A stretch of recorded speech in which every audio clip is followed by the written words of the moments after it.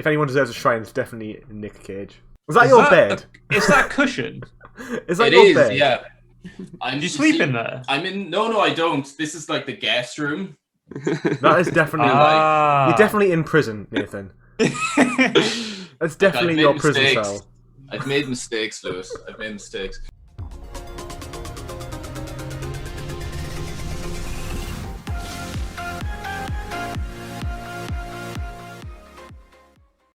What is going on? Welcome to the Platinum Podcast, where I talk about all things gaming, all things PlayStation, and all things trophies. I'm your host, Lewis, also known as PlatinumBro on the Tinterweb.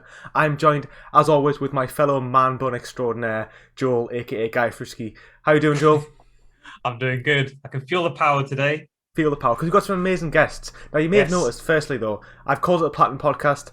That is because, sadly, due to some, I'll say trademark issues, we had to reform and come back from the Man Bun Podcast back to the Platinum Podcast. We had some emails, and some people from some sort of Man Bun forum were basically telling me that we couldn't use the title. And I'd had some instance where I'd come into the house and, well, basically, all my bubbles had been cut in the house, and someone had been, slashing my hairspray. So I felt like I was making some enemies with that title. So that's why I had to resort back to the Platinum Podcast. So we're back, we're in full spirit, and we're joined by two Platchum bros. We've got Dan and Nathan. How are you both doing today? Great, yeah. Thank you so much for having us again. We're excited to be here. I don't think I would have been allowed on the Man Bun Podcast anyway. Well, we and Joel did discuss this previously and think, we don't want to exclude Dan from the Man Bun title. I try as I may, but no, unfortunately not. Wouldn't be my area of expertise. What about you, Nathan? I'm good. I'm slowly, hopefully, gonna get an honorary, a membership of the Man Bun community, but they're serious. It's a culture and a lifestyle. It's a way of life. And a lifestyle. Man Bun. It's not just a Man Bun. It's everything you do. What you wear, what you eat. You got to preach the Man Bun as well. It is the way. It's true. This is true. Anyway, you could definitely fit a Man Bun in that hair. Anyway, somewhere it's in. It's like there's one in there at the back somewhere. Exactly. Maybe if I combed it every so often, it might show itself. I could do the reverse Man Bun. And that would be quality, Dad. To be fair, you could do that. I was thinking that. Start a new culture, your own club, where you can, join. The upside down Man Bun. A true Man Bun. The only one. To be honest, a real Man Bun. Anyways, talk about games, guys. Back to Man Bun. Actually, So we're basically the Man Bun Podcast in spirit, not in title. But anyway, back to gaming. So we're going to speak to the Platchums about lots of different things today. As always, we're going to talk about the games we've been playing. We're going to move on to our trophy topic, which is actually going to be about, we'll say, cheating, exploiting. We're going to talk about where we all draw the line in terms of what we should and what we shouldn't do for earning trophies and gaming in general. But first, me and Joel we have devised a quiz of sorts, and it's going to be titled Get to Know Our Guests. And although we've seen Nathan and Dan twice on the podcast already, we're going to trial them. They're going to guinea pig us. They're volunteered to be the guinea pigs in this total shambolic attempt of a quiz. So what we're going to do is they're going to be questions based around gaming. The injections everywhere. Everyone, they've already been I've already been grilling them for 20 minutes already. They're already sick.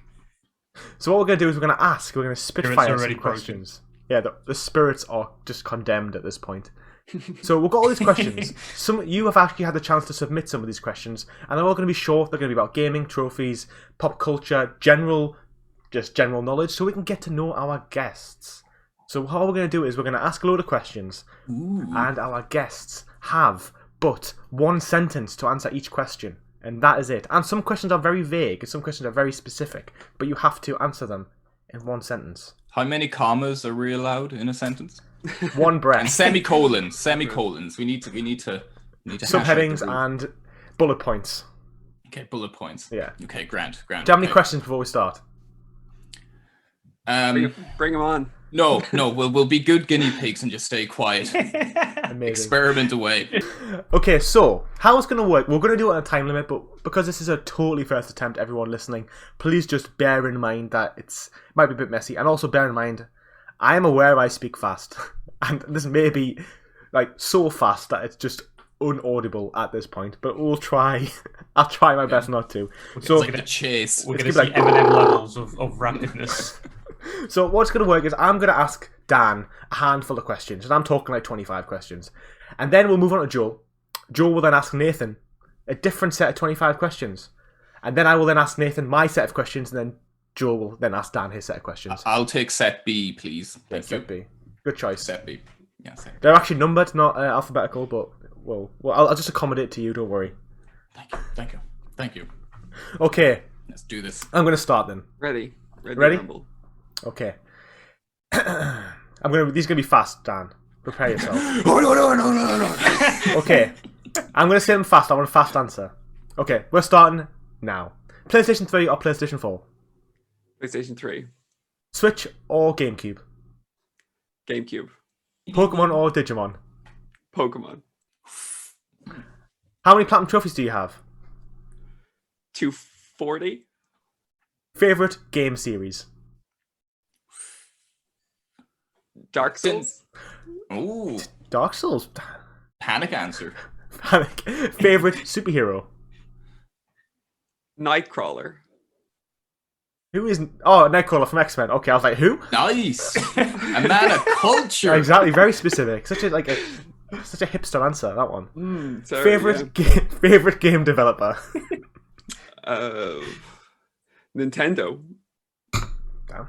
Oh, Kick him out of this chat. God, get him off the stage. I mean Naughty Dogs. yeah. Bringing shame to this quiz. Pizza or burger? Pizza. First ever Platinum trophy? Resi 5. Oh. Uncharted or The Last of Us? The Last of Us. Tobey Maguire or Tom Holland? Tobey Maguire. Good point. Good. I was going to kick you out if you said something different. Favourite film? Ooh. We're halfway through. Gran Torino. Okay. Devil May Cry or Resident Evil? Resident Evil. A game that you think everyone should play at least once?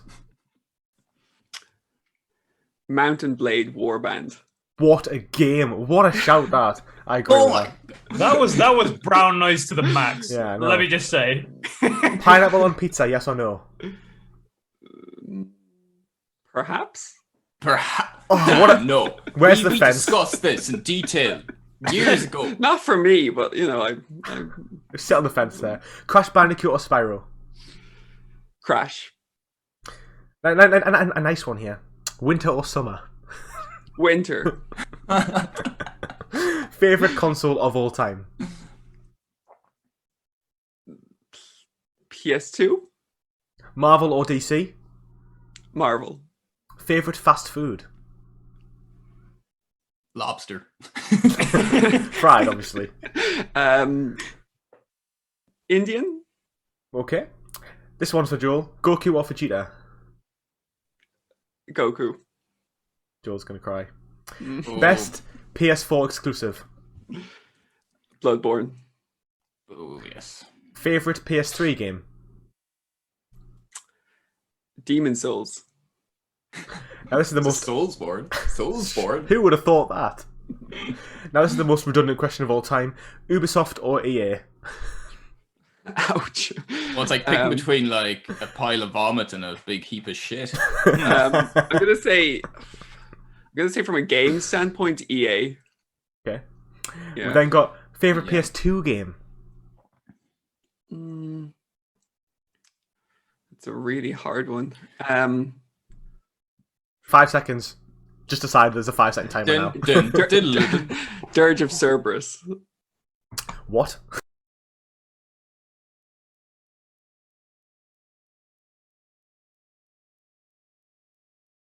That answer that Dan just gave actually destroyed our call because it was just so unknown. But apparently the game exists, and Dan has it right there. It's a real game. You made that yourself, Dan. Great game. You made that yourself. Yeah, okay, while we were cut out, I may have printed this cover.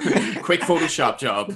There has been essentially it's a Final an hour. Fantasy VII game, basically. If anyone has ever watched Advent Children or loves Final Fantasy VII lore, I would highly recommend Dirge of Cerberus because it's Vincent Valentine, and he's kind of a ninja vampire. Kind of. I mean, ooh, it all comes together. it's almost like the name of your username. That's what sparked it all off. Roll credits. Roll credits. He's some kind of ninja vampire. Okay, we've only got 4 questions left, Dan, so we'll continue. So, first-person shooter or RPG? RPG. Okay. Favorite mascot console character? We'll say Crash. Crash, okay. Dragon Age or Mass Effect? Dragon Age. Final question. Ooh. Single player or multiplayer? Single player. Yeah, I mean, I agree with that. I mean, despite the fact you almost destroyed all of our PCs with that answer of that random game, that was quite good in the first run. My computer was steaming. This missing number has appeared. Yeah. That was good. I feel like I know you better already, Dan. I think our Yeah. guests are going to know you better now.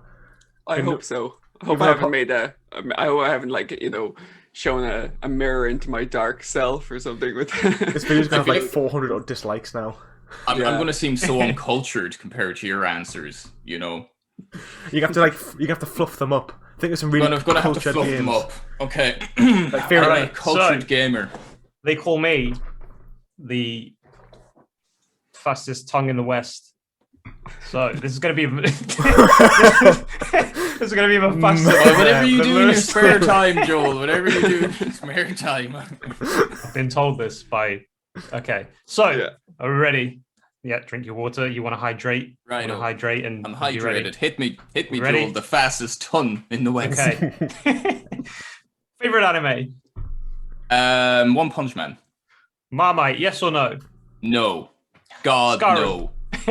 Skyrim or Fallout? Fallout. Christmas or birthday?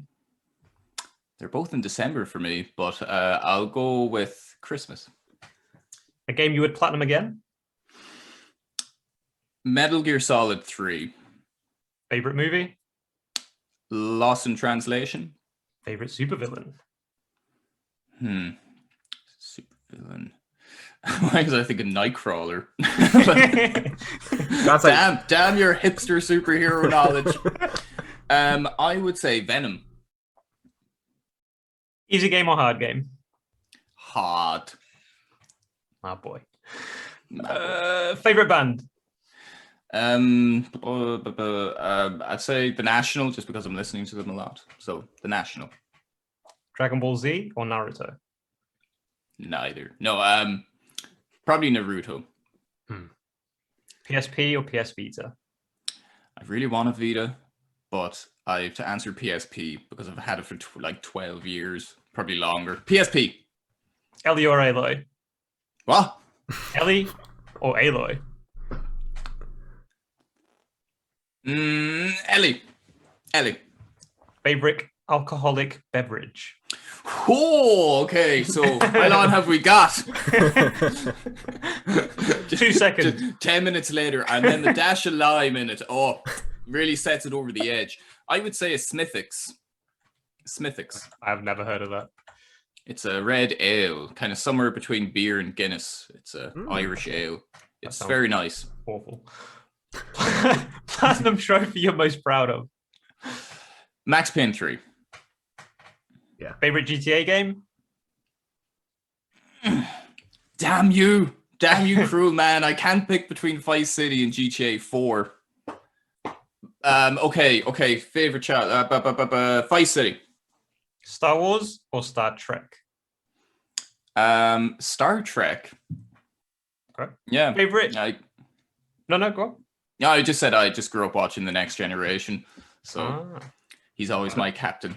I've never watched either. It's just Star Wars is always the most popular. I generally didn't think you would say Star Wars. I mean Star Trek. I thought you would say Star Wars because it's just so like mainstream. Not saying that There's you a lot they go more. mainstream. There's a lot more character development in Star Trek. Like I love Star Wars. Don't get me wrong, but Star Trek. If you're giving me something, if I had to pick. I thought you were going to just say, "Oh, well, there's a lot more quality in Star Trek." Yeah, that's debatable. That is very debatable.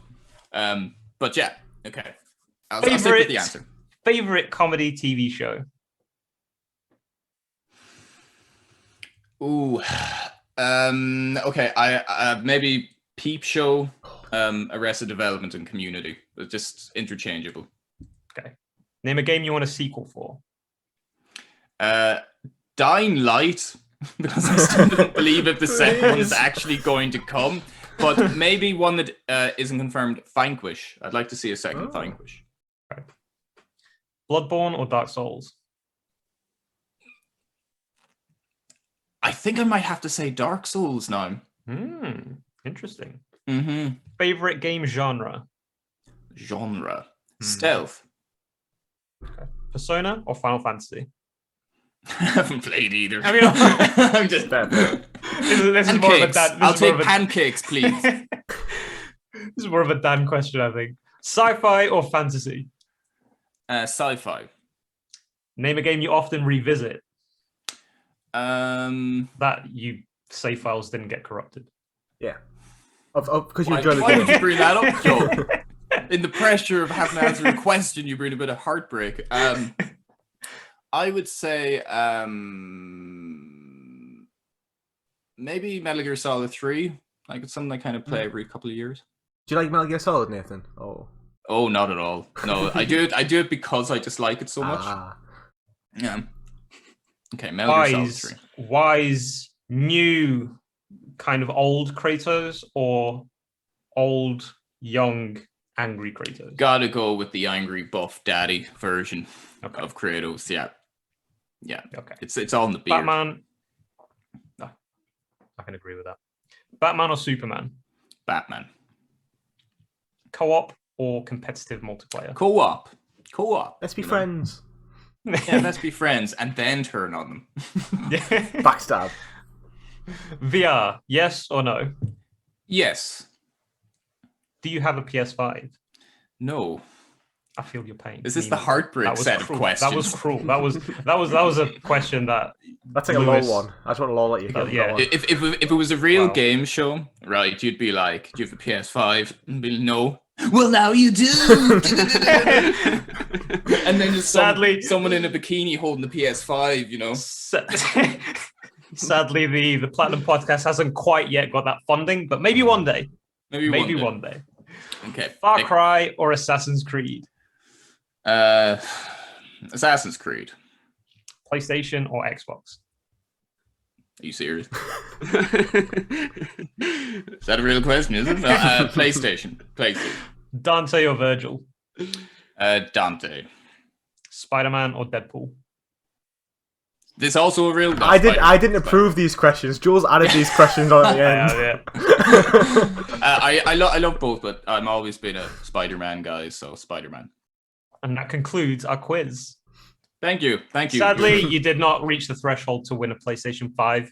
Maybe next time. Damn it! But you did win this Jeep. It's worth less than the PlayStation 5. It's just the wheel. You won this GameCube controller. It was in the attic. You've won this small Pokemon game. Oh, that was just by my single side. blueberry. And this tape measure. Amazing. Why do you keep that at your desk? Why do you have the tape measure? As I can't disclose why I have a tape measure at my desk.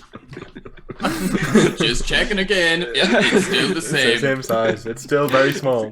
Carpentry. Yeah, exactly. The chair I'm building isn't the right size.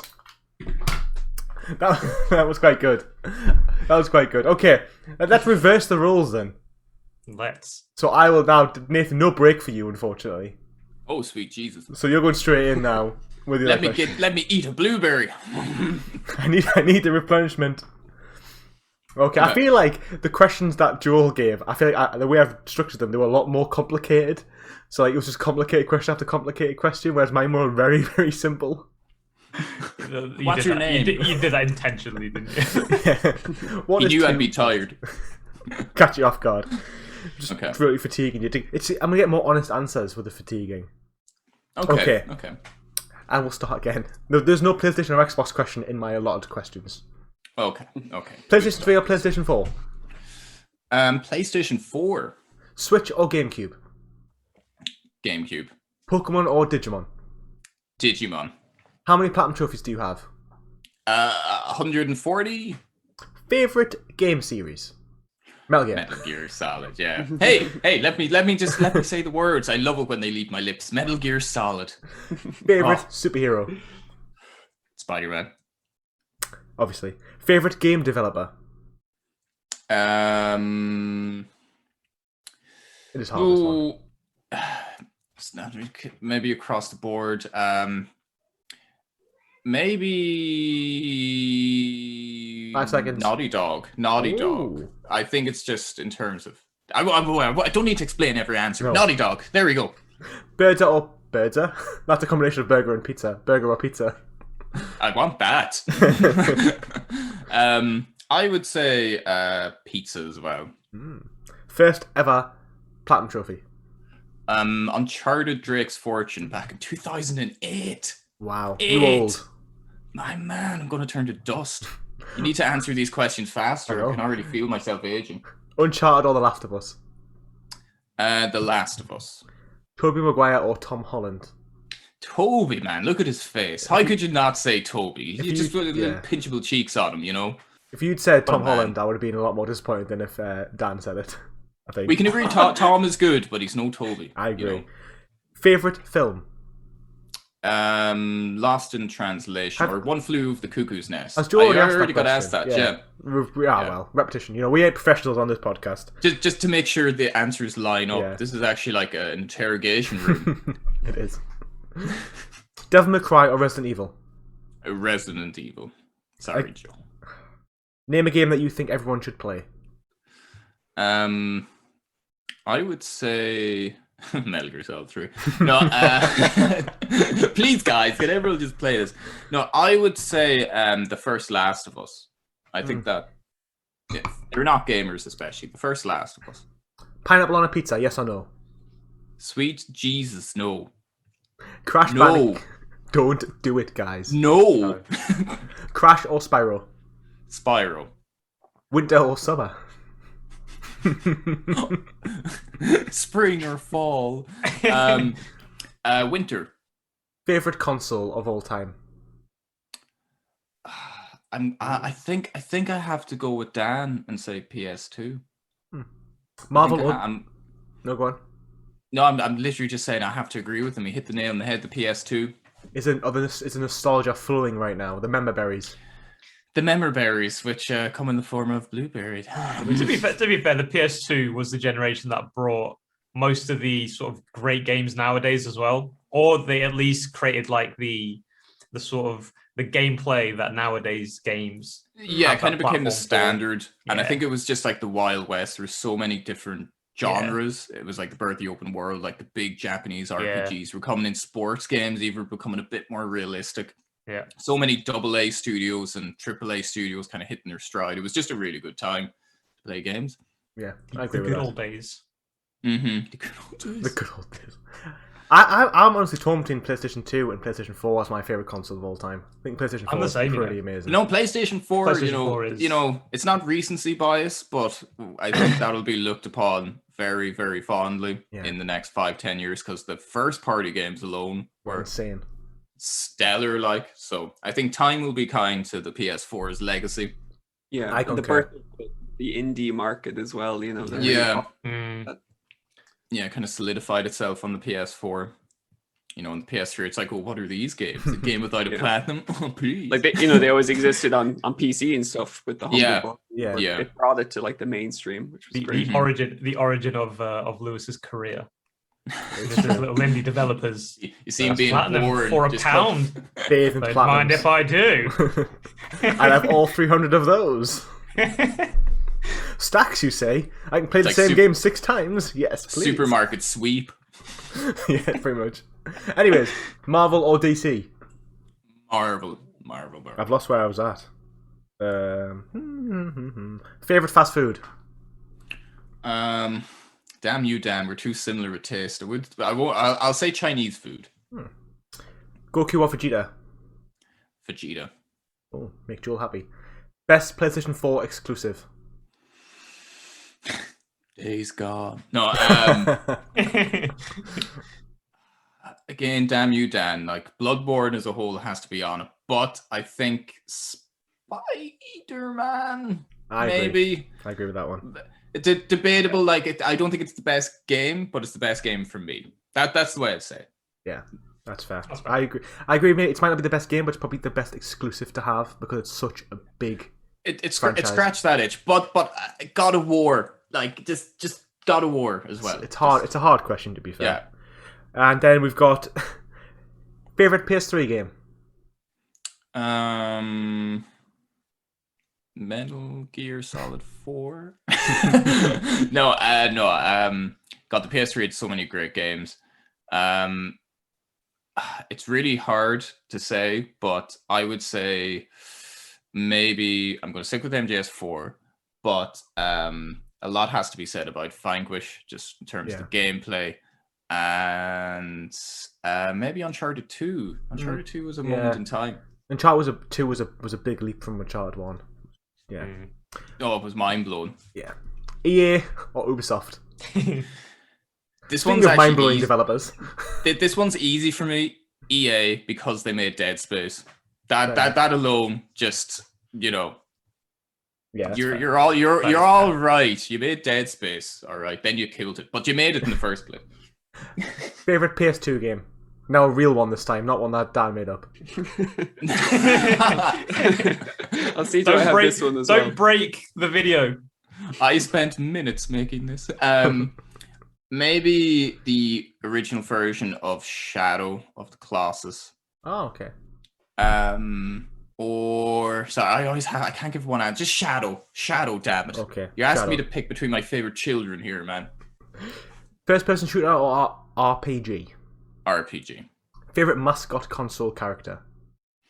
Maybe Spyro. He's just cute. You know? He is cool. Dragon Age or Mass Effect? Mass Effect. Finally, single player or multiplayer? Single player. We are all Single introverts player. with no friends on this podcast. Yes, we are. Yeah.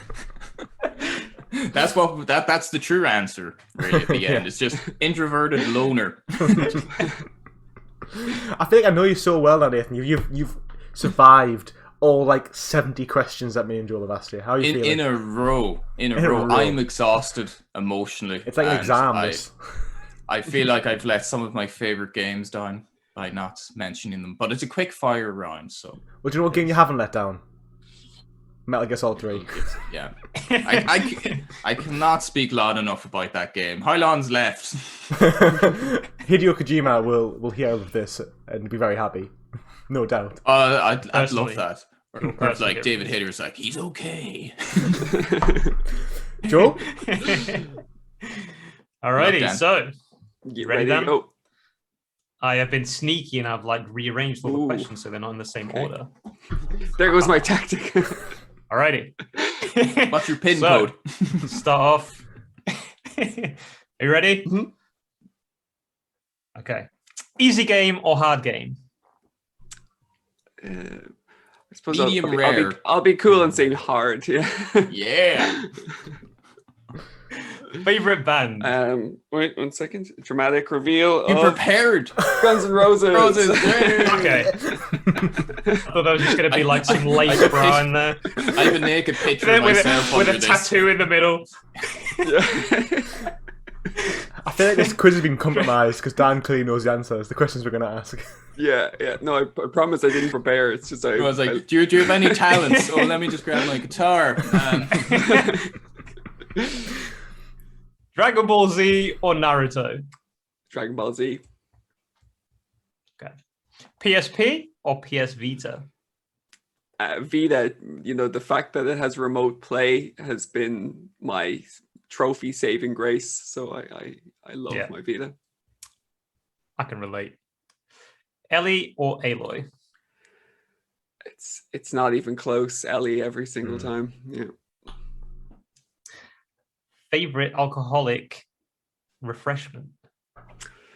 I'm not much of a drinker. Recently. Yeah, I'm quite partial to the overly sugary Alco Pops.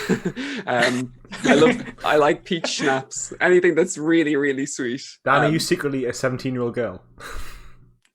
We share the same WKD drinking tastes. No, I'll say vodka. Yeah, just straight vodka. Jesus, Wow, that took a turn. I'm not much of a drinker, but I like vodka. That took a turn. You know, like It's like, maybe some sugar alcohol pops or straight vodka. Dan, you do shots through your eye as well. No, it's Best thing vodka is through the eye. wow. I have a lot of Polish family, so we have the kind of medicinal shots, shall we say? Yeah. Yeah. For any kids watching, vodka is not a sweet, light alcoholic Not a drink. toy. No. And you don't take Just shots of it through your eyes pre-preparing. either. Just to clarify. If you thought you did, don't do that. Platinum trophy you're most proud of? I would say Tomb Raider Underworld, because Yeah. it took me so long. 10-year plat. Yeah, Wow. over 10 years. Wow. I went back and did it. So when I finished that, I just felt it was like, I'd been living a decade of my life with Lara Croft, just watching me from a distance, That was your backlog, wasn't it? That doesn't Yeah. sound that bad. To Yeah, be I was fair. thinking that's probably the best type of person Lara to watch, Croft. someone who looks like Yeah. Lara Croft. Wait, I can imagine you. That doesn't seem like hell. It seems more like I can live She's with that. dangerous, I can imagine you playing that, man, and getting the platinum scene 10 years, and then just the vodka. Oh! Yeah, no, Nathan inspired me. He was like, "Oh, it'd be cool if you got that, because it'd be like over 10 years since you played it." But like we were speaking about Uncharted 2, I started up Tomb Raider Underworld, being a pretty big Tomb Raider fan since the PlayStation 1, and then trying Uncharted 2, realizing that Tomb Raider sucked now, because Uncharted 2 was just so much better at the time, so I never went back to it. Yeah. That is it a was like- fact. That's Oh, sad truth. It was like a unfortunately. bargain bin version of Uncharted at the time. Yeah, it was so dated in comparison. But I went back and I actually, it had a kind of retro charm to it. And yeah, I felt great when I platinumed that, just because it was like, I had to, boot up the PlayStation 3 and everything just for that, Nostalgia That's again. That's fair. Yeah. Favorite GTA game? Will nostalgia play another part here? Find San out on the Andreas. next episode. Yeah. San Andreas every time. Yeah, I can agree with that. Yeah. There's no wrong answer. No, really. there isn't. No. There isn't. Yeah. We'll have to be careful though, because at any time, any of Dan's answers could just destroy the computer. So just make sure everyone's prepared. Favorite anime? Oh, It's from 1927. I'm gonna be like really generic and say Dragon Ball Z, just because I could watch that, and I love Super and Kai and Okay. even GT. So Ugh. The host is That not which supposed brings to me- have feelings. Which brings me to the next question. With your answer of GT, I already know what this answer is going to be. Marmite, yes or no? no. That you're lying. No, know you're lying. Skyrim's like or- Marmite. Let's put the spotlight onto you two. Marmite, yes or no? No, I've never tasted it. it tastes like Wow. beefy, saucy, syrupy butter. I've never. No. Shite or muck. Yeah, beefy muck is how I describe it. Musty beefy muck. I've heard that Inconclusive you muck. either love it or you hate it, and there's That no is like the in saying. between. Yeah, Yeah. no, there isn't any correlation between Dragon Ball GT and Marmite, as far as I'm aware. Yeah. Can you get a whiteboard and just explain? There's a direct formula Joel's not disclosing, I think. There's like Charlie and It's Always Sunny, just like in the basement, just connecting everything. You know. I think it's because like a majority of population hate Marmite, and I think Yeah. the majority of the Dragon Ball fans hate GT. I Yeah. think that's the connection. See, I loved Budokai 2 and 3, and I liked the stuff they took from GT to those games, or to Budokai 3. Okay, all right. Yeah, it was more just I liked the Super Saiyan 4 stuff. Super Saiyan 4 was pretty badass. Bit Yeah. hairy, but pretty Yeah. badass. Skyrim or Fallout? Skyrim, Yeah. Christmas or birthday? Christmas, Far Cry or Assassin's Creed? Assassin's Creed, PlayStation or Xbox? Place Box. Play box Please. No, yeah, PlayStation. or X Station. Dante or Virgil? I'll go with my angsty emo roots and say Virgil. I like that. Spider-Man or Deadpool? Spider-Man. Good save. Secretly, I mean Deadpool, but not here. Spider. Cancel the sniper. Lewis just had his You see the laser just on the head, and it's in the shape of a spider. All right. Okay. So, favorite supervillain? Magneto. Good choice. Good choice. Yeah, Star Wars or Star Trek? my strong X-Men love. Yeah, is going. you should No, play I the think- X-Men animated series theme over every single one of your answers. Yeah. On your guitar, like in your sleeve. Yeah. I'm not prepared. Star Wars or Star Trek? Star Wars. Favorite I won't. Okay. I'll preface that and just I won't condone the new sequel trilogy. Yeah, it's Except like, Kylo Ren. Kylo Ren's cool. I want to publicly denounce the new trilogy. But yeah, no, I'm even a staunch defender of the prequels. I grew up on the Phantom Menace. So. me too. Mm-hmm. Yeah. You And- prefer the old school. Let's be real That- though. The amount That of film memes had so many midichlorians, man. It was Yeah, great. It did, yeah, it was packed with them. the prequels brought, just like the Tobey Maguire Spider-Man trilogy, they brought the best memes in existence from the prequels and Spider-Man. So without them, without prequels, we wouldn't Definitely. have the memes. And the actually- dialogue. I mean, that whole sand monologue is very emotional. Yeah. I mean, I I like sand. don't know how It's he coarse. didn't win an Oscar, to be fair. This is my favorite co-op game of all time. Oh, it's man. Jedi Wow. Power Battles. And That it is a really smooth looking case, man. Look You how keep it in pristine good- that Yeah, looks. You keep it in good How has that condition. survived throughout these years? It looks like it's a double glazed case. I think he polishes it um, every morning. I have I only have I have like 10 What PS1 the hell, games. man? Do you use Or- window lean on that? I sourced them. Yeah, that is a. Yeah, no, but that's it. I'm impressed. That is very that's well such- taken care of. I have such great memories of that game because you can pick like of these really obscure Jedi that were on the Jedi Council. Yes.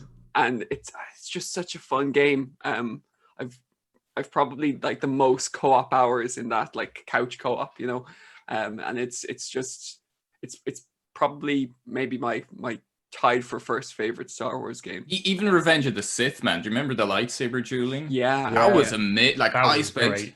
so long playing that with friends. Like, that was like a proper like dueling mode, and I just love Count Dooku, with the little wrist Yes. thing, right, to do a little Yeah. stab, and then you kind of back off and like, come and get me, and you just, come on.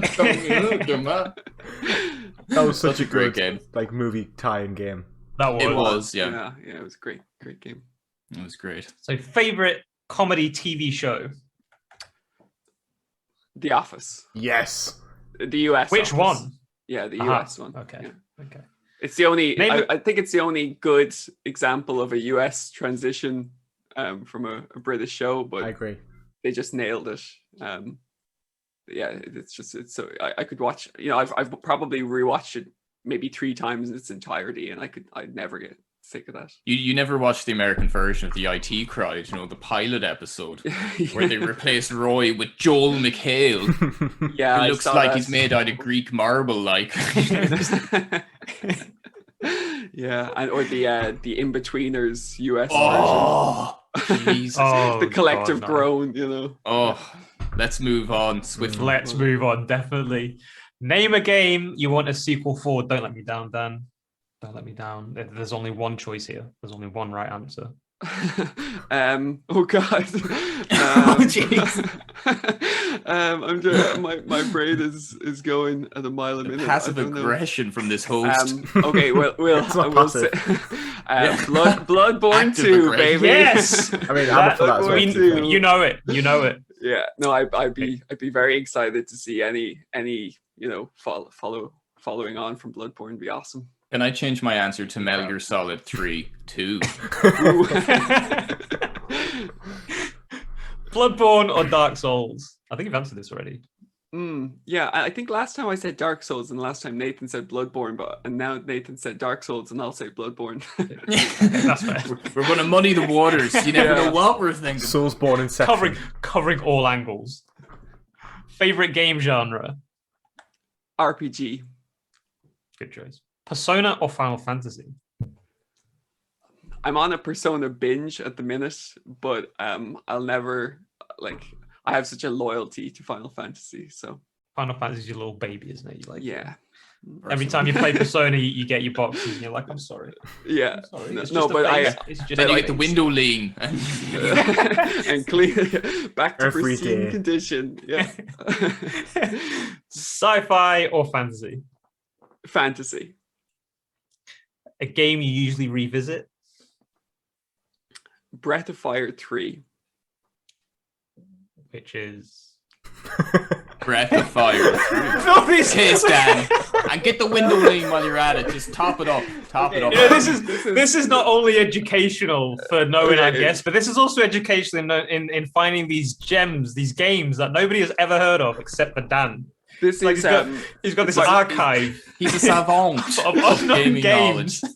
this is it's a game. It's a game from Capcom that was it's like 98, 99. It was at that golden era of JRPGs where Final Fantasy VII came out and just annihilated everying, you know. So it was one of the games that kind of got lost in Wake the of Final Final Fantasy Fantasy, yeah. VII. But the Breath of Fire series follows the kind of the same core story every time you play as someone called Ryu, and they have they're like the last member of this dragon race called the Brood, and it's basically every game is kind of Ryu unlocking his power, and it's set in like a kind of the same kind of world. So similar to the way that Zelda's told, every Zelda is like its own story, but it's it's like a standard turn-based RPG, but you have the power to kind of turn into a dragon that uses like loads of resources, so you have to be kind of selective about it. The games hit different back then. Yeah, it did. Wasn't there a game like that called like Legend of Dragoon? Legend of Dragoon was a similar kind of, it was more like a it had the kind of real life graphics at the time. So is that like cartoony? This one's cartoony, yeah. The cornflakes box head. Right. But this is 3. There's 4 on the PS1 as well, and then Dragon Quarter came out for the PS2, which was a very different game. You had a certain amount of dragon energy that you could use throughout the game, and if you used too much, it would be game over. So there was kind of like an internal clock throughout the game. But yeah, no, it's got my favorite story of any game of all time. Ever. Breath of Fire 3. Yeah, ever. It's just Wow, it's got that's such a high great game. praise. I mean, That is. I implore anyone who has any interest in RPGs to check out Breath of Fire 3. You can get it on the PSP as well, actually. I know you're thinking that was the longest sentence answer we've had so far. Yeah. But no, well, we've actually checked the records, Lewis, and you used commas and semicolons and hyphens, so it is one long, continuous sentence. The main rule here was like it's quick fire. Quick Like, fire, I don't sorry. think this has ever been like quick fire. Can Like, you imagine if you give such an answer question one. on a quiz, then just at the end after 10 minutes, Well, I was saying to Joe before we started, like, yeah, you know, we'll probably set a 2-3 minute timer and we'll just get through as many as we can. Like 40 minutes later, we're still doing the quiz. All right, so now it's going to be really quick fire. Now there's only 1, 2, 3, 4, 5, 6. There's 6 questions left. You're only allowed 2-word answers at the most. Okay, so time for the as fast as tongue possible. skills. Right, name a game you would platinum again. Bloodborne. Batman or Superman? Batman. Co-op or competitive multiplayer? Competitive co-op. VR, yay or nay? Super yay. Do you have a PS5? Yes. Bastard. That's enough Super of that. yes. New Kratos or old Kratos? New Kratos. And that is it. Well done, thank you for we taking have part in our spent- 5 minutes speed round quizzes. We got there in the end, lads. We got there in the end. Sorry, it was my I was use of expecting a props. sprint, but it was a marathon. Yeah. Okay, anyways, podcast is starting now. Yeah. So that was our 5-minute speed round. I hope time may have felt like it was going slower, and that is because it's somehow Time is relative. It's relative. Exactly. It's relative. So we've now got 2 more subjects to talk about, which firstly was You have time? Nathan's like, I've got like a life to go to. 6 days later. And our second topic is in fact the games we've been playing. So as the guests, what have you both been playing this week? Dan, I'll allow you to go first. Thank you. I appreciate it. I think actually I might be playing a similar game to someone else in the room, but I'm playing Remnant from the Ashes, the PS Plus game. I got the platinum for it. Platinum's pretty doable. I did it all solo because I don't like playing with random people. I thought you were just gonna say I just don't like people. Introvert loners. I just don't like people. Flashes up again. Introvert loners. Yeah. Nathan very kindly offered to download it and play it with me, but I just I advise just ignore that. Ignore Wake that. up, Lewis. Wake up. It's my alarm. 11:45. No, it's not. It's the times that are in it. Go on. It's time for your medication. Time to platinum something. Time to platinum a game. I need What one are of you those. saying, I know, sorry. Yeah. Nathan told me he'd hop on and play it with me, but I didn't want him to have to load up the game just for that. But I was hoping you'd say no as well. Yeah. Be like, I'll play it with you. I'll play it with you. I'll play it with you. No, all right, okay. Never mind. But it's really. People were like, I think on PSN profile it's down as like a 7 out of 10 difficulty, but it's like nothing near that. There's a lot of things that you can, do to make the game a bit easier. Like it takes a little bit of time to get. Let me just say, this is coming from somebody who's platinum all the Dark Souls, Bloodborne, Sekiro, now Remnant from the Ashes. So I'm badass. Hollow Knight. Hollow Knight's done, yeah. So when he says, it's not that hard. I mean. Let's just take that in that he's platinum all these other games. Consideration. Like I would say in general, maybe the game might be like a little bit easier with co-op because you'd have that revive. But I think the bosses scale so much up with multiple players that they become very like bullet spongy if you have multiple people. The same as Dark Souls, but I'm enjoying it. I got the DLC and I've nearly got the 100%. I'm getting text updates from Dan. Yeah, Made it to wave 6 this time. Fuck my life. Made it to wave 7. I'm close. I'm so tense. That's actually literally verbatim what I said. Because there's a 10. You have to kill 10 bosses in a row, like the boss rush survival mode, and I've been playing that pretty much all week. And it's kind of rare that I would stick on like one trophy for a week. But I've been having a lot of fun with it. It's like a roguelike kind of mode to defeat it. And I got the 10 bosses last night, and I actually got up to 13 after, once the stress left of trying to get the trophy. I was like, I flew through the next 3 bosses. But it's a really good game. At the start, I was expecting it to be more Souls-like from everything I read. And then when I played it, I was like, oh, this isn't really that Souls-like at all, to be honest. It's got the renewable kind of healing potion thing, like the Estus flasks, and it has kind of bonfires, but they're a lot more generous, and they're just like checkpoints at the start of the dungeons and stuff. But mechanically, it's really tight. Like it's a great shooter game, and there's like a lot of mods and abilities that you have that make the combat really good. So I'd highly recommend it to everyone. The DLC is pretty cool too. I agree. Especially I've been playing that. Free. Yeah, exactly. It's free. I've been playing it as well. And I agree, the gun combat is so good. I've been playing the complete opposite, though. I've actually been playing it in co-op. So shout out to my brother and to Connor, who've both had to check into physio for carrying me through this game. The PlatinumBro bros. Yeah, the PlatinumBro bros have had to have serious back surgery on their shoulders and back for literally carrying me through the bosses. But it's actually like the enemies definitely are scaled.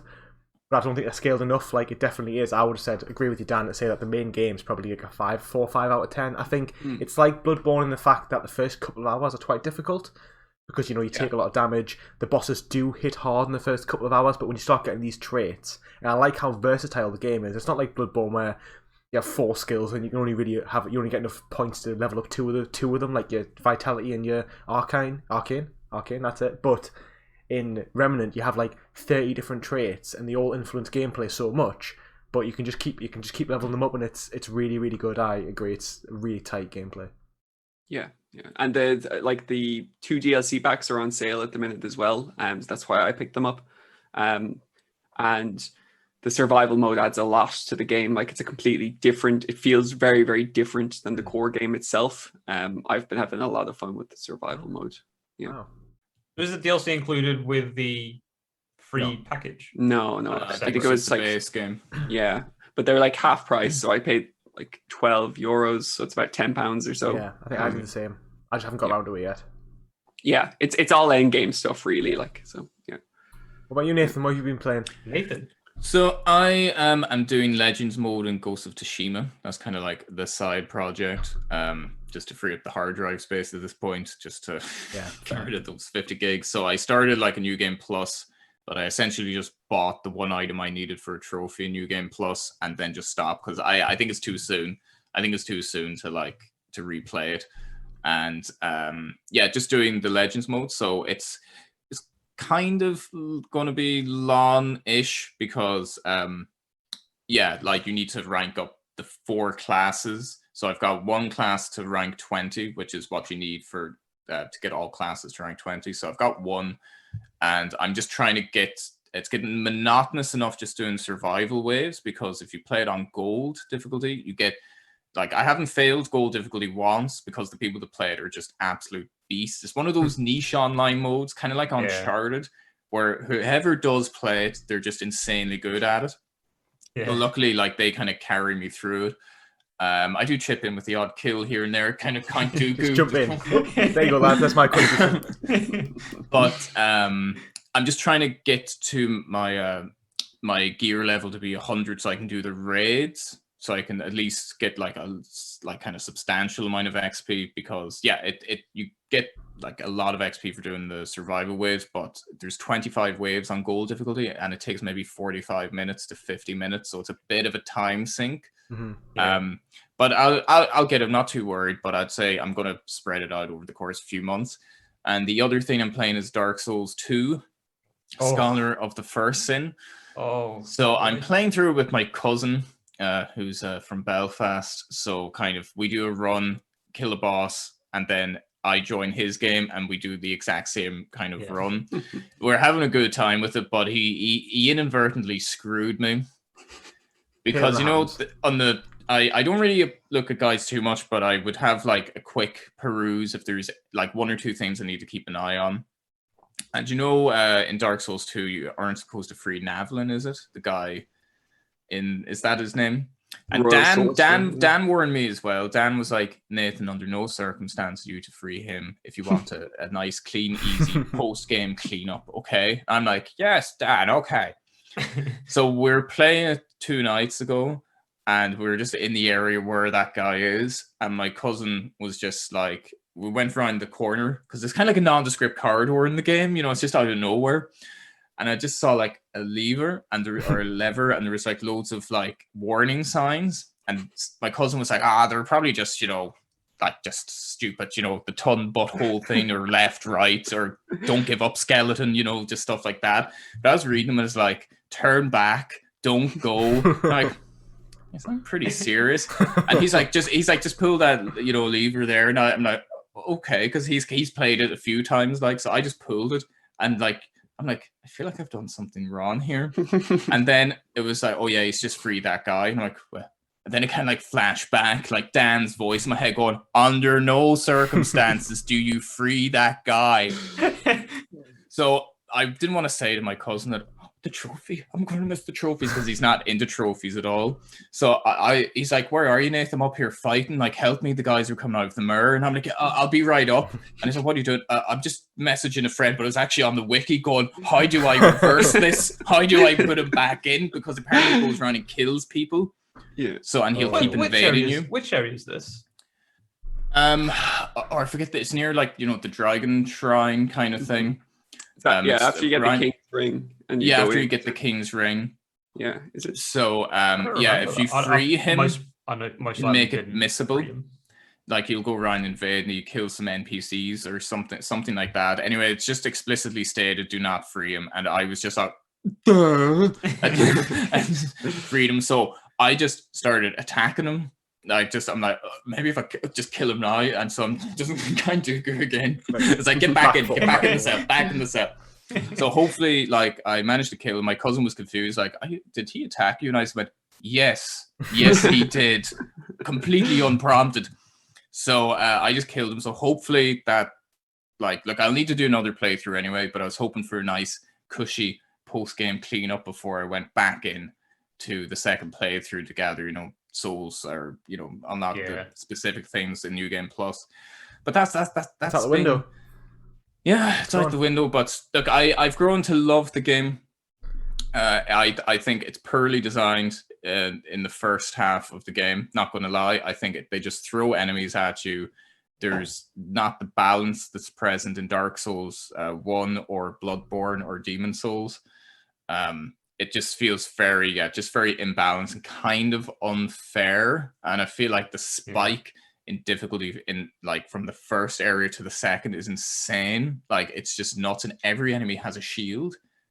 Like, every enemy. So even if they come at you in bulk, because normally in Bloodborne, if it's a bulk group of enemies, they don't have shields. But that's to compensate that there's so many of them. Yeah. But my God, like, they have a bit of money in Dark Souls 2 because they've swords, shields, good armor, and, like, loads of lads, and they all just pile on top of you. And it's I definitely think out of Soulsborne games I've played, that is by far, like, the highest point of entry in terms of difficulty.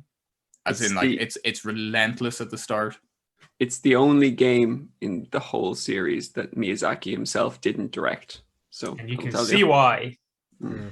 The only reason I don't like it is I hated it. Like, I played them all, and I hate Dark Souls 2 was the most tedious one to platinum for me.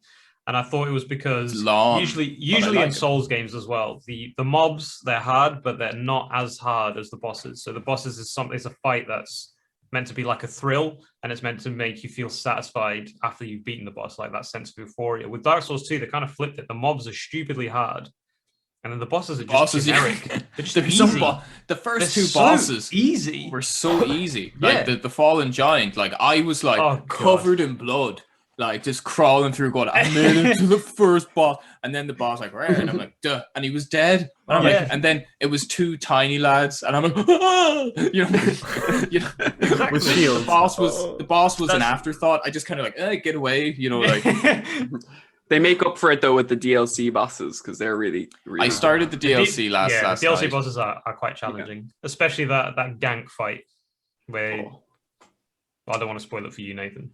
Yeah. Okay. No, I started the DLC last night with my cousin, so we're kind of going to go through that later on. DLC is good. That's one thing I do have to say. But the base game, I thought it should have been so much better. Mm-hmm. Well, we can write a letter. Just Joe. complain about it on the podcast. Yeah. What about you, Joe? What have you been playing? Well, still chipping away at Devil May Cry 5. Yeah, have you actually made more progress? Because last time I spoke to you, you'd finished the first 3 levels or something. I've made myself like a plan. This is going to probably take about a year or so. Maybe this is the statue of David of Platinums. yeah. It is tough. This is slowly just chipping away. It's hardcore. Mm-hmm. So I've limited myself to a mission a week. So basically what I do is I'll S-rank a mission on every difficulty within a week.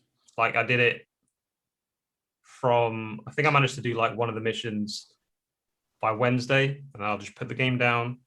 And now when this week starts, I'll do another mission and just kind of treat each mission as like an own individual game, like master the enemies, where they come from, what they do, and just like treat it like that. And I think that's the best That's the best sort of approach for me, because the way I was doing it is I was trying to like bash throughout all the difficulties, and then I got to like the last difficulty where you die in one hit, and I was just getting mauled, and I was getting frustrated, and I like uninstalled the game about 50 times, and then I reinstalled it because it's like a stain on my list that I don't want. And it's also a game that's like it's a proud game to have as a platinum, I think. So I think like giving myself this kind what of do you call it? outline or structure, like just tiny nibbles. It's like having chocolate. Like too much chocolate is bad for you, give you diabetes. But just just enough a day. But you don't want that. I feel like I'm quite similar in how I approach like the bigger games or like the longer ones or the really challenging ones. I tend just to kind of space it out, take my time, and as soon as I feel like, okay, just don't be afraid just to step away and come back to it. I just bash my head against it until I'm finished. That's like, no. I text Nathan every time I make it like one step I'm on with it. I can imagine holding the pristine case and like, I can't, you're too beautiful. Get the window, me. I think Joel, the amount of prep you've done for this game is like, it's like on the level of like how much you'd work if you were working towards a degree or something. My God. I gotta say, like, do your research, write your reports, proofread them. So PowerPoint presentation. This is the hardest platinum I've ever sort of gone for. Easy. The hardest. You can do it, man. You can do it. You can do it. You can do it. We have faith. Keep the faith, guys. We all have faith in Joel's Devil May Cry. But the thing is, once you've done the first couple, I think when you break the barrier of finishing one level, you kind of you've got the ability to do it. It's just learning the levels again and just repeating the process again. It's just the 3 characters as well. So far, obviously on the point I only played with 2, which is Nero and V. And the way you play with both of them is just it's so different. It's it's completely different. Like with V, you have a bit of leeway because you only die if you get hit. If V gets hit, like he controls the Griffin and the Panther. If they get hit, they come to like a stalemate, but you're still fine, you still full health, so you can still S rank the mission. The thing with that is with V's bosses, there's so many things. Like the second boss you fight with V, it's like this tentacle guy, and basically he's got he attacks, and then he's got these 2 like mini like tentacles that also attack you. And the thing is, they'll spit like balls of acid or something, and they'll stay on the floor for no more than 2 seconds. But the thing is, if you're jumping, dodging from something, and you hit that pool on the floor, you die because it's technically a hit. And it's just so frustrating. Like it's really, really frustrating. And you just have to like memorize everything. You have to memorize all the cues. You have to memorize all the moves, all the different moves they make, more or less the trajectory that they're going to do. You have to use your devil trigger. Like you have to become a master, essentially, don't you? Yeah, you do. You have to basically memorize the whole game. Physicist and a biologist, all combined. But once I do it, this will change you, man. This experience is going to change you. Your hands have already grown in size from so much usage. You'll have amazing reflexes, though. I think. like catching flies next to him and stuff. You'll be as elegant as a cat just walking around the city, always alert. Sorry, he platinum Devil May Cry. Oh, fair enough. You can like see through time and space. Are you okay, Joel? No. All right, we'll move on. We'll move on to our topics. I've only been playing Remnant, which we've already spoke about.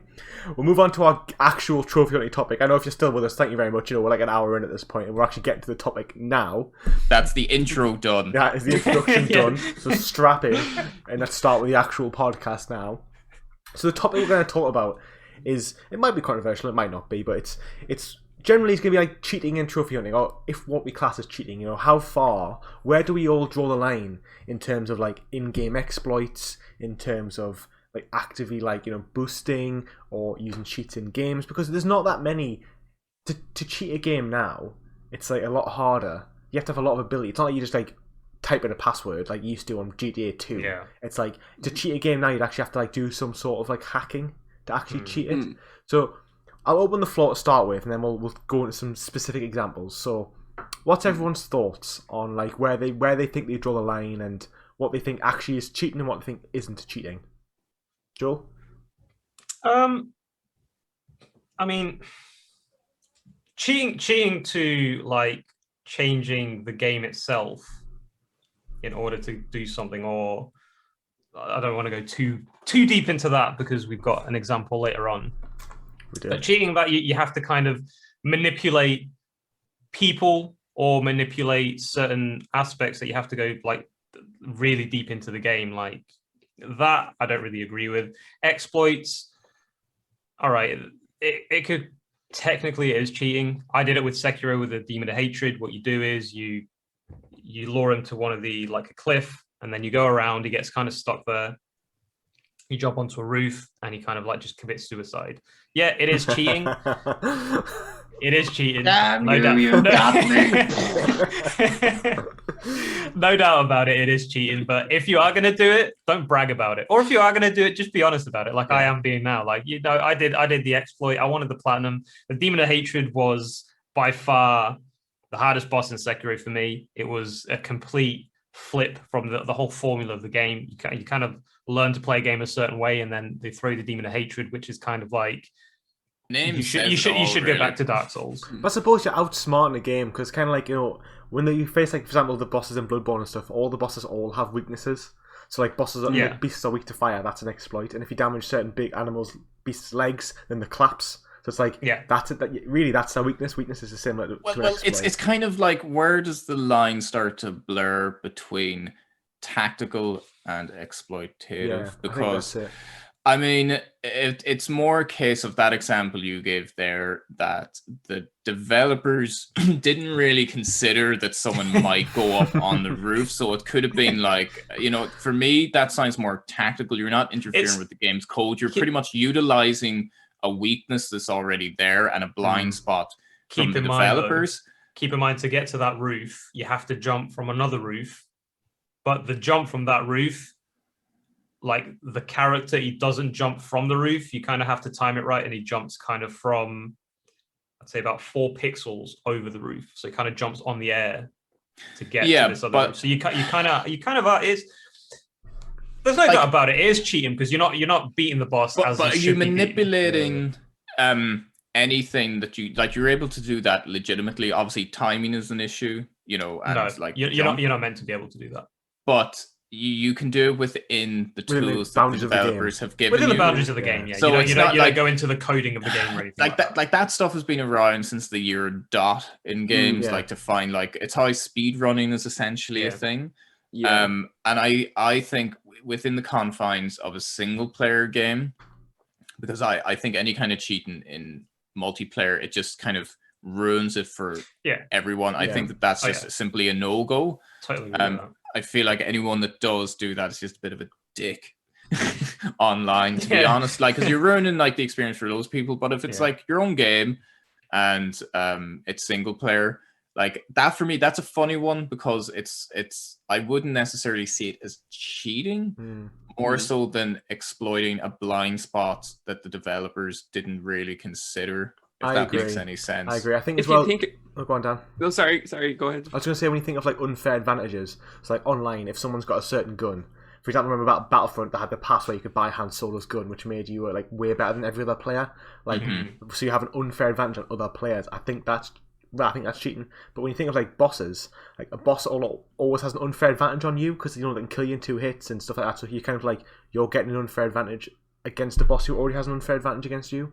So I feel like that's just kind of acceptable, but maybe if that applies to a different environment, maybe not. I'd say if it was something like, I'd say if you were gaining something from it. I mean, at the end of the day, you are gaining the platinum, but the platinum is worthless. I mean, it's worth the value to us as gamers. But I mean, if it was something that, you know, something physical, or like a title, or, you know, like money or anything like that, and you did use that exploit, I don't think that would be an honest way to do things. I think that would be more on the lines of fraud. But at the end of the day, it's a game. You've paid for the game is yours. So essentially, and you're free to choose. I mean, like having the knowledge of an exploit, or maybe like a tactic within like something like Demon Souls or whatever, like you can also not do it that way. Yeah, that's true. So It's really a matter of how you choose to play your games if you want to kind of negate the challenge of actually beating the boss. So it's really up to the player's discretion. I suppose it's along the lines of like multiplayer with Dark Souls and Bloodborne, because it does make. I mean, you can co-op with 4 people, I think, on Dark Souls and Bloodborne, or 3. Oh yeah. I'm playing with my cousin, and it's substantially easier because of that. Simply because the backstabbing, like he can distract, I'll backstab, you turn around and go, "What are you doing, mate?" And then my cousin will backstab him, and then we both counting the stabs the whole time. Technically, that's an exploit as well if we're gonna see it that way. But what I'm saying is, just be honest about it. Don't be, oh well, I did this legitimately, and when you didn't. What are your thoughts on it, Dan? Well, I was thinking about that Demon of Hatred one, and I finished that before, like kind of early when the game came out, and I remember it was a really tough fight because, like Joel was saying, the boss is huge, so much bigger than every other enemy in the game, and it's more like a traditional Souls boss, and you have to dodge at the right time and stuff. When the rest of the game is more about swordplay. So that I can completely see, but like I didn't use that exploit because I didn't know it was there, not because I wouldn't have if I had, absolutely. But like if you're fighting a big giant monster in a small battlefield and there's a cliff there, in real life he might fall off there too. You know what I mean? Like, it's not. There's where is your honor? So you got me again. my opinion there is like, I'm afraid of heights. anytime you can do something within the confines of the game, like you were saying, that's fair game. It's the same as like, we used to play Tekken when we were in school, and someone would just keep kicking someone on the ground, and they're like, oh god, stop. But it's like, and the yell Tekken. Okay, well, so no, go on. Okay, fair enough. What I'll do is I want to give you a scenario, and I'll ask you. Yeah, scenario. Yeah. So there was actually this little scenario, this little thing in my Discord a couple months ago now. A few people know what happened. A lot of people didn't, because when we removed a lot of the comments, removed the people involved, and pretty much what happened was somebody had been helping other people get the Platinum Trophy in Fall Guys. So for those who don't know, Fall Guys is a really hard Platinum Trophy. You have to do something called the Infallible Trophy, which is winning 5 games in a row with 60 or 70 online players. It's really difficult, randomly generated levels. And basically he was saying that he'd been helping somebody get the Platinum Trophy, but without playing the game. So he didn't. In the end, it transpired that what he'd been doing is he'd been playing. You had to play the game, but he'd been emailing the developers and telling them that the trophy hadn't popped when he should have won, and then the developers were then giving him the Platinum Trophy, and that was sort of what transpired. So on that, is that cheating? Yes. Ooh. That's a creative. First of all, I have to admire the creativity. Yes, I've never heard of that. To think of that, then to like email them. I wish I did that, damn it. Take notes. Damn it, I got to 3 wins twice in Fall Guys, and I lost, a course, and I was so frustrated because I was just like, I don't think this is actually possible. Like I was thinking about it. I think you should write an email, Dan. Statistically, and I was like, yeah, no. I got 11 wins in a row, and it still didn't pop. I would say if the developer is willing to auto pop the platinum for this person, like that's on them, to be honest. That's true. Surely there's a way to check that. Like I know what you mean, Dan. I mean, like I don't just go up to someone and go, I lost my Porsche. We'll give you one there. Yeah, that's fine. That's all I need to hear. Yeah, you had one. We'll give it to you. I suppose if someone walks into a supermarket and steals, I don't know, a pint of milk, it's not the fault of the supermarket that they've lost the pint of milk, is it? No, but it's different. Though. Well, they're asking for the milk. Yeah, this is along the lines in this scenario, it's not as if like he snuck into the developer studios, kind of logged onto the computer and like auto-popped it. Like camo. He literally was very forthright and kind of deception. It's deceptive. Okay, it's like going into McDonald's and saying, I ordered a burger and you give me a burger. Wasn't good. The burger wasn't good. I need another one, or like a bird shit in it. After eating the burger, my burger came without the burger. In front of them as well. So where's the meat? I got fries with that, yo. So it's an interesting one though. It's an interesting. It's a moral dilemma. This is something you teach in like sociology or like the study of morality. I don't know. I have a problem with that trophy anyway. Like I feel like that trophy was intentionally difficult. Like, it was intentionally troll. You know, they were trolling with that trophy big time. They knew what they were doing. Okay, here's another scenario for you on Fall Guys. So Fall Guys, this one comes down to boosting. So this is kind of like, well, boosting is something that people do, and it's kind of like you're unnaturally earning the platinum trophy from online play. So there's these massive Fall Guys boosting sessions at the moment, which have like 50 to 60 people in them, and basically they are letting somebody win 5 games in a row. So the 60 people are all playing and letting that person win. So it's a randomized game. Is that cheating? Is that an exploit, or is that cheating? I think if someone can organize 60 people They together, deserve it. they deserve it. Yeah, like that's, you know, I've had problems getting like 3 people together for a race, you know. So 60 people coordination, that's like, you know, that's like pulling off the conspiracy of the moon landing. I mean, the person who's organising this, really, their talents are wasted, because they could be doing so much more. Yeah. Like, have you two done a lot of boosting? A little bit, not loads. Not a lot. What about you, I'd say the boosting is only when, you know, either the servers are dead, or if you have like a limit that you have to, you know, you've got like a date that you have to get that trophy, or else it's going to be unobtainable. Yeah. Then I'd probably like go into like the path of like boosting. Or, you know, if it's just a game that you're really struggling, I mean, there are some trophies that are, you know, near impossible online, because you get to a certain point where people are just too good. Yeah. Dragon Ball FighterZ is an example. You get online now to a point. Yes, you can probably win about, I'd say, 100 games, but once you hit that 100 games threshold and you hit that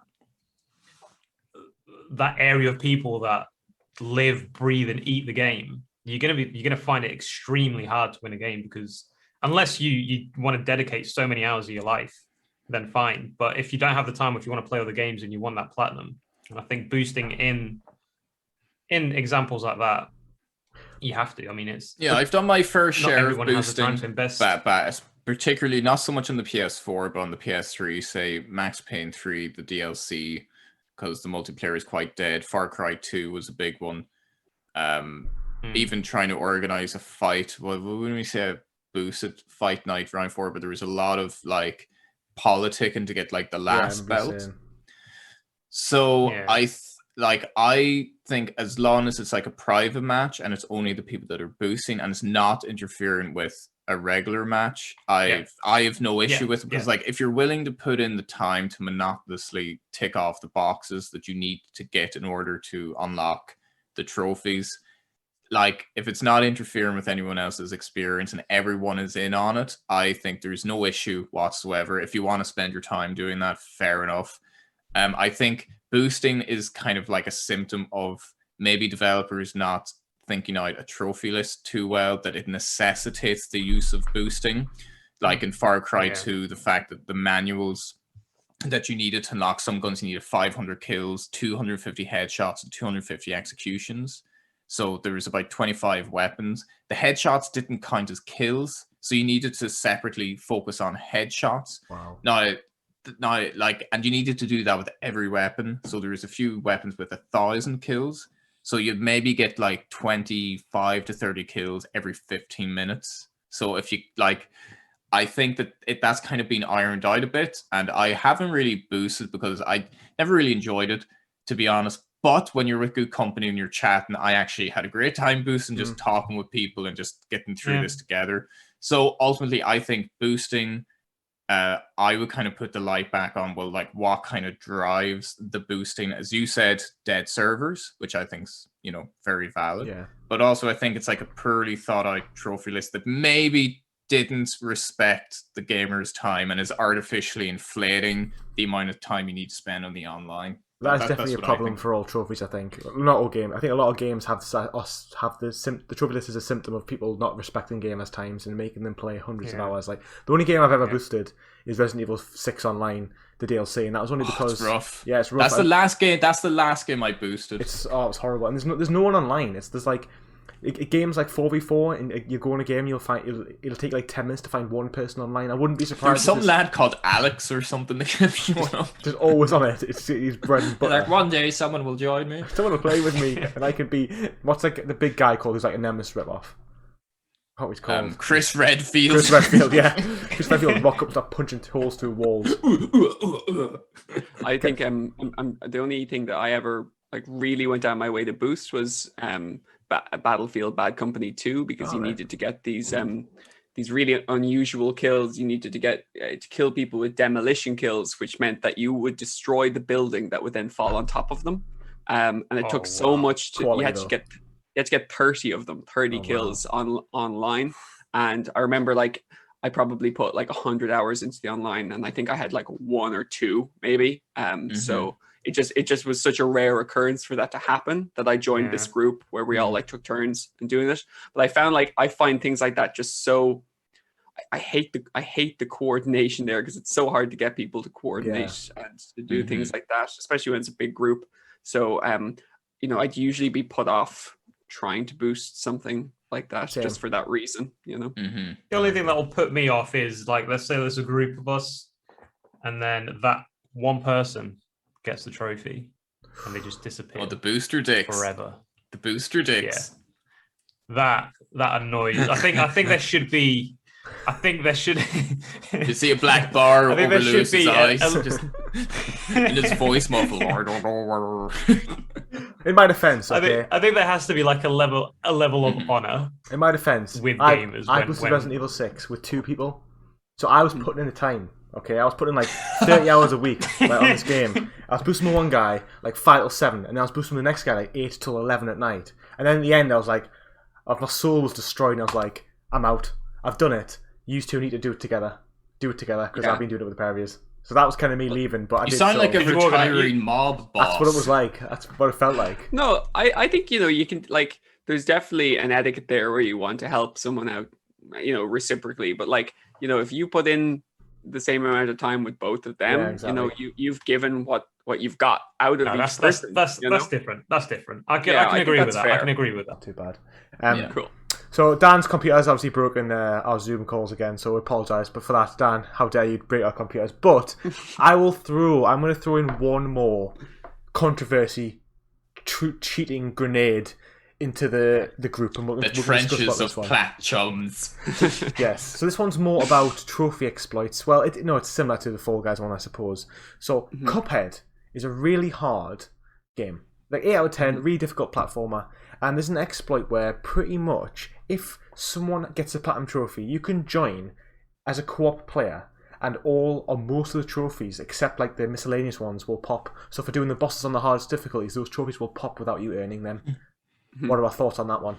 We have a video on this topic. It was our very first video on our channel, Cuphead and the Ethics of Trophy Hunting. It's a slightly tongue-in-cheek title, to be honest. Yeah, some people did take it seriously, but we were just trying to, I suppose. Yeah, I did say ethics and then show a picture of Mahatma Gandhi with a platinum trophy. So I thought it might be pretty self-explanatory that we weren't being like 100% serious. It wasn't a TED talk on the subject, but ultimately, I think you have to kind of. I always think claw back. Okay, so what is the actual value of a platinum? Because people are annoyed that they're unlocking trophies.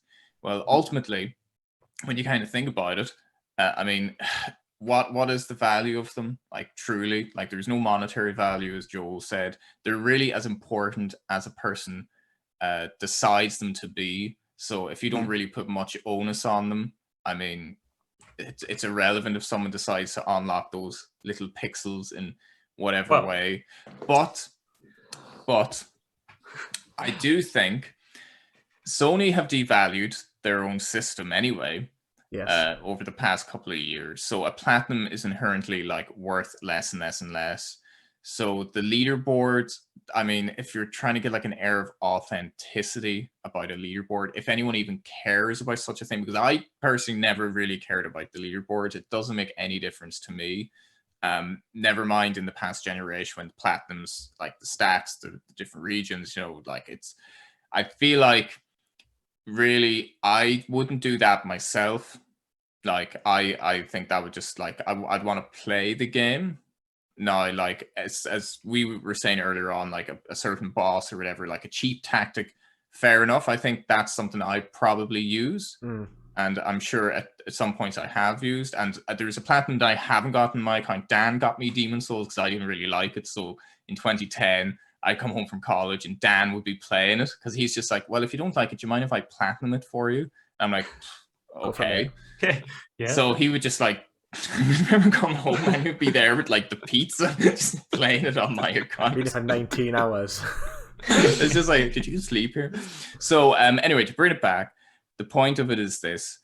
I wouldn't do that myself because I wouldn't derive any enjoyment from just literally joining in and just getting all the trophies unlocked. That would not be for me. However, I would harbor no ill will towards anyone that does do that, because ultimately it's like the reason if you're kind of doing it like that, you're geared towards the leaderboards, and that just wouldn't be for me. So I think that that's kind of the easiest way I can explain. It's like, it's not for me, but if someone wants to do that for whatever arbitrary reason they want to do, I don't think I care enough to actually care. I have a little bit. Sorry, Joel, go ahead. I'm just saying. I think this specific one of Cuphead is more or less on the same lines as boosting. Yeah, like it's just a lot less. It's not like save files. It's kind of save files scumming. Like that was on the PS3 where you download, like someone would upload their save file to like a website, people would download it, and it would be like you just need to get one instance to unlock, like on kill 50 or whatever. Yeah, it is definitely taking shortcuts. Like, but see, I think there's a value thing there. Like I know that we think, that we can say that platinums have definitely been devalued, yes, but I still think there's value in individual platinums. More so based on the games themselves, because like I would say differentiate then a Cuphead platinum that took someone, that has like legitimate timestamps versus a Cuphead platinum that has been effectively auto popped, and PSM profiles shows us that. So if you care to dig, if anyone cares to dig, if someone says, "Oh, I platinum Cuphead," and then you check their trophy list, it's like with Hollow Knight, and in Hollow Knight, of course, you can. Well, you cut a few people out, didn't you? There's. I'm like the Hollow Knight, please. Just with the little bobby hat. The little bobby.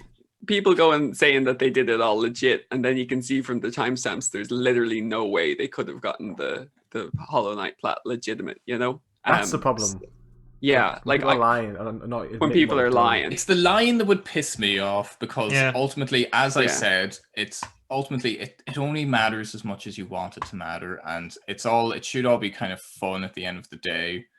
And I think the ones that kind of act like using it for bragging rights, when it's like, come on, like enjoy the game, and like it's just weird. I think when they kind of want to derive some kind of street cred, or like I don't know what it is, but it's just. I would much rather make a guide and just say, hey, you can get this hard platinum. Not, it's not going to be that hard. Use this, rather than like brag about something that, it's like. I don't know. I don't know what the bragging. I mean, bragging. If you have like, Nathan, you got huge like bragging rights with the Fight Night platinum, and you've got a few bragging right ones anyway. But if you're gonna post it all over the internet, like I think that was another one. I think that was another one. I think recently in my Discord somebody mentioned that somebody did the Crypt of the Necromancer. Yes, I've heard. That's notoriously hard. And this guy was saying, "Oh, it took me like 3 years or something." And then you went to check the timestamps, and it was like that. It was like it's impossible for him to get it. And like people asking him questions, legitimate questions, how'd you do this? How'd you do that? And you used to just like veer away from the answers. Obviously, if you've done it legitimately, you would want to talk about it, and you would want to tell people how you did it legitimately, wouldn't you? Rather than avoiding. It's just human nature. Like if you're proud of something, you want to talk about it. Like, or if you know about something, you're going to be able to speak about it. When I platinum Devil May Cry 5, that's all you're going to hear for the next like year of this podcast. It's going to be to the Necro. I platinum Devil May. I'm going to have like a tattoo on my chest of the platinum trophy. That's the literal hardest game trophy. Someone once told me that they were bragging to me about the platinum Bloodborne in under a day, and I was like, well. How? I just played it really fast. He was saying things like it was my first time, and I was like, you physically can't platinum Bloodborne in under 24 hours. And if it's your first time, you would have had to use a guide, and you said, I didn't use a guide either. They're all the same. And I was like, it's not like you just it's not because you need to know where certain things go. You need to pick up certain missable items.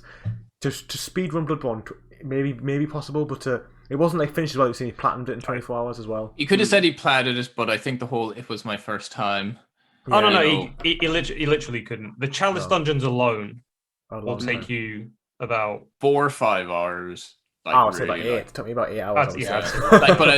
but if you're really good like that, if like you're really that's- good, yeah, like that's 4 or 5 and hours. that's like a faultless run. Yeah. So this is going into like the defiled dungeon as well, which is most just going first time, guys. Yeah.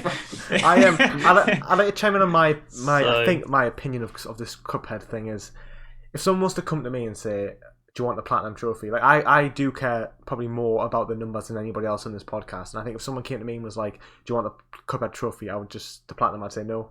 I don't want it because Love to see that meeting on the street. You want to go to Cuphead? it's like What platinum do you want, man? You're renowned good. for They're being- good plats, man. it's renowned for being a hard game. So it's like, yeah, you know, the trophy hunters who are just popping them, that's fair play. But it's renowned for being a hard game. And then for people to do it and then to use it as bragging rights, I think is wrong. And I think, although yeah, you know, trophies are meaningless to many people, if you're prepared to jump in and pop a game like that, then they probably mean something to you as the gamer. So the platinum trophy means something to you, and then you're then actively doing a method which you haven't achieved naturally at all. So I think there is actually an ethical, well, not an ethical issue, but there is something there. Do you think it's a Lance Armstrong situation where, like, if all the top people are doping, is it really a bad thing if you're doping as well? That's true, but then again, isn't it? No, go on. Isn't it in the same lines as auto popping a PS5? Yeah, well, what's On that? the PS5. Yeah, that's the same. Yeah. Isn't that the same thing? Well, see, Really? like say with I have the experience of playing Hollow Knight pretty much to the end and then using the exploit. Like I would never lie about that, and I think I posted about it on Reddit, and I said I use the exploit here, you know, because I have to get it off my chest. See, I didn't want to, like, I was thinking about leaving it at, like, you know, whatever, 95% or whatever, and just not platinuming it, because I know I just don't have the skills to do that. But then I was like, well, the platinum's like 10% now. It's like a 10% people are rarity doing it. one, because people have done it. And the same is with Celeste, that game. It's like there's assist mode in it. And like to get the platinum legit in Celeste is probably it's probably like an 11 out of 10 difficulty. It's so hard. And but the platinum rarity is like 21% because they have like the exploit built into the game pretty much. So with things like that, you know, I'd have no problem using the exploit there because it's like effectively built into the game and people are using it. But yeah, I'd make a clear distinction between like that and say like auto popping trophies, or you know. Well, I auto popped Avengers last week, and that's because I wanted to play on the PlayStation 5, and I thought, well, if I play on PlayStation 5, I can either play it for. I knew I was only going to play the game for an hour because I know it's a Steam pile of garbage.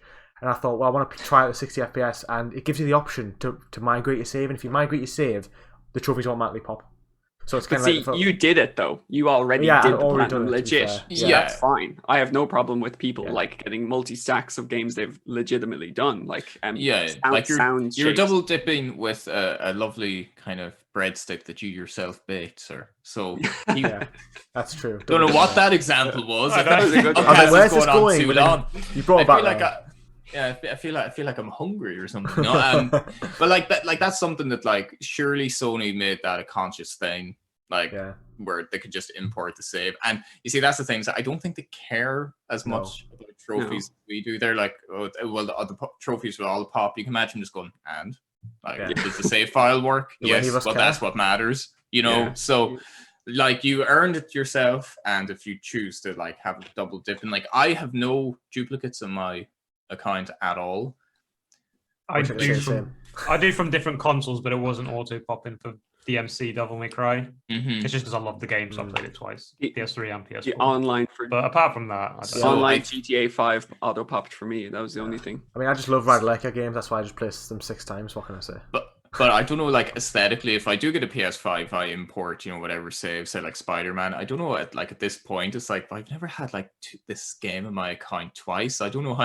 I'm not going to auto pop Spider-Man, just to clarify. Like I have no intention of auto popping Spider-Man because it's a game that I love. So when I get I've got the game downloaded, I want it to be my 500th platinum. So I'm going to wait till the end of this year. And when I get it, I want it to be my 500th because my 50th platinum was Spider-Man, so like I have my 50th and my 500th will be the remaster. And nice. like I have no intention of. I want to replay that entire game to get the trophies because I love the game so much. I would never auto pop it. And then here's me probably going to accidentally auto pop it, but no, I didn't because I deleted my PlayStation 4 save file already. Put it on a USB stick. No, it's gone. And, like, it's gone. break in case of emergency, you know. No, it's destroyed. But things I've got Miles Morales on the PS5, and then we have Spider-Man on the PS5. I have no real reason to return back to the Spider-Man PS4 game. So just delete it. It's gone. So is it a different list?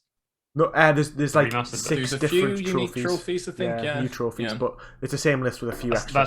That's bound with the on the remaster. bound to the it's DLC like as well. extra trophy. No, it's not. It's if you buy the remaster, everything's included anyway with the remaster, all DLC, everything. But it's like it just add on. It's like just called like remaster trophies, and it's like I think it's like doing so many combo kills and stuff, and leveling up certain things and getting accomplishments. So it's only a and stuff. handful. Yeah, of easy unique enough. trophies. Yeah. So yeah, that was our. So we'll wrap things up. So on the last thing, we'll just get a yes or no question as to whether or not you think it's okay to auto pop Cuphead. Joel, I'll start. I'm going to say no. I'm in between. I'm in Joel between. Can't decide. Joel's on the fence. Dan, I'm on the fence. I'm gonna say I wouldn't do it, but because like you would be able to see that someone did auto pop it, I'd have no problems with someone doing okay. that. So you think it's okay? Yeah. Nathan, for the win. Is there space in that fence, Joel? Oh, No. I would say it's okay to do it Fair because I mean it's coordinated with you and a friend, and my clear unshakable line is if it starts interrupting an online where people are just playing it for different reasons other than trophies or whatever. Because I hate trophies that make you kind of interfere with games in an unnatural way, especially online. So I think as long as you're just coordinating together, not hurting anyone else's experience of the game, go for it. Like that's my line. Just don't mess around with people while they're having a good time. fair enough. And I think on that we will conclude the podcast. Thank you all very much for watching. Thank you both, Nathan and Dan, for coming on the podcast. We love having you. We love having the Platchums. Third time. Thank you. Third My time. God. The third My time. God. So yeah, I Jesus. think you're the first guest. I think you're the first guest to come on twice, and now a third time. You're like, The you're like third part and furniture last now. time. You are, After... and the final time. Goodbye.